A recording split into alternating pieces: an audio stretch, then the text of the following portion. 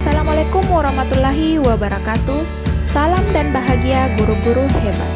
Saya Afsari Amiati, CGP Angkatan 11 Kabupaten Bartu dari SMA Negeri 1 Bartu. Kali ini saya akan memaparkan tugas 1.1.J, koneksi antar materi.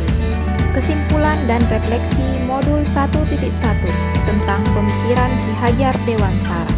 Kerangka pembelajaran modul 1.1. Step pertama mulai dari diri, yaitu berdialog dengan diri untuk menemukan pemikiran mendasar Ki Hajar Dewantara. Step kedua, eksplorasi konsep terbagi menjadi dua, yaitu yang pertama menyimak beberapa video dan 3 tulisan Ki Hajar Dewantara.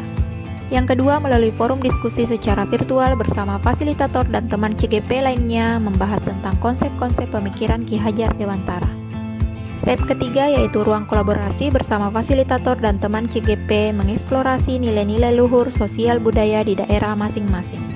Step keempat, demonstrasi kontekstual, yaitu mendesain sebuah strategi dalam mewujudkan pemikiran Ki Hajar Dewantara tentang pendidikan yang berpihak pada murid.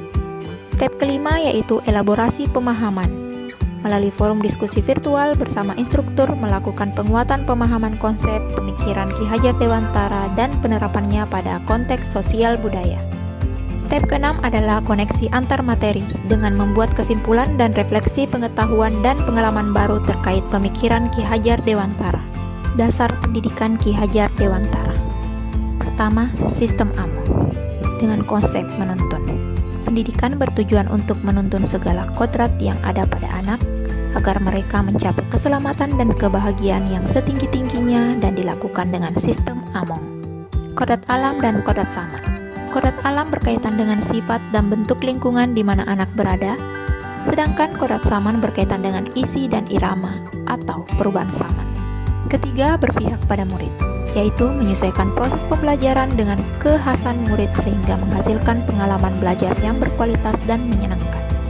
Keempat, bukan tabula rasa, di mana guru harus memposisikan murid seperti sebuah kertas yang sudah memiliki sketsa, yang harus ditebalkan sketsanya agar menjadi kuat membentuk sebuah gambar yang indah, bagus, bertujuan, dan bermakna.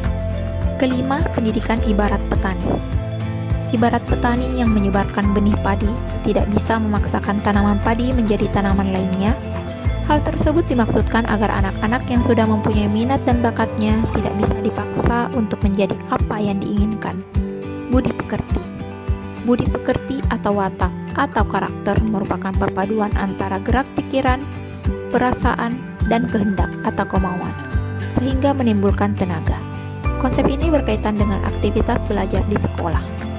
Ketujuh, pendidikan yang holistik, di mana murid dibentuk menjadi insan yang berkembang secara utuh, meliputi olah rasio, olah rasa, olah jiwa, dan olahraga, melalui proses pembelajaran dan lainnya, yang berpusat pada murid dan dilaksanakan dalam suasana penuh keterbukaan, kebebasan, serta menyenangkan.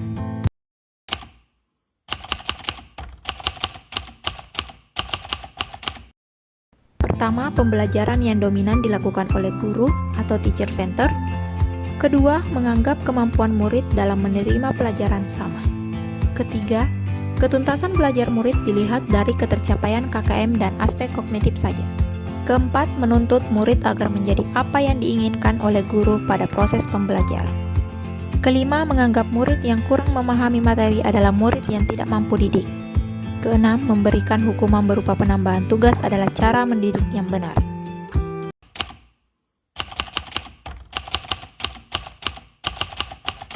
Pertama, pembelajaran yang lebih banyak melibatkan murid atau student center.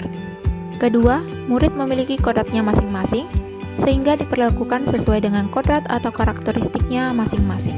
Ketiga, pembelajaran dilakukan secara menyeluruh atau holistik, melibatkan seluruh potensi murid secara harmonis, meliputi potensi intelektual, emosional, fisik, sosial, estetika, dan spiritual. Keempat, menciptakan pembelajaran yang merdeka, terbuka, dan menyenangkan sesuai dengan kodrat samannya. Kelima, guru harus tulus, ikhlas, dan penuh kesabaran dalam menuntun anak mencapai keselamatan dan kebahagiaan.